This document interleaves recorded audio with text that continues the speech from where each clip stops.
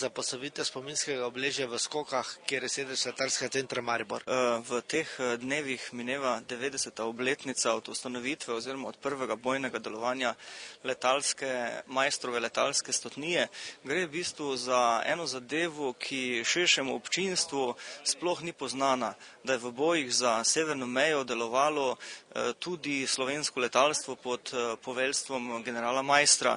In tukaj za nami je tako imenovani stolp starega hangarja. Gre pravzaprav za najstarejši objekt v povezavi z letalstvom na tem štajerskem prostoru in mislim, da je pravilno, da ta objekt nosi tudi tako pomembno obeležje, ki nas bo opozarjalo, da v ključnih časih, ko se je odločalo o slovenskem ozemlju, je tudi slovensko vojaško letalstvo pod poveljstvom generala Maistra doprineslo svoj del. Torej, katerega leta smo že imeli Slovenci obrambo iz zraka? Svojo vojaško letalstvo smo torej Slovenci imeli takoj, ko se je zaključevala Prva svetovna vojna po razpadu Avstro-Ogrske monarhije. Je sploh mogoče primerjati letala z današnjimi? Tako rekoč ne.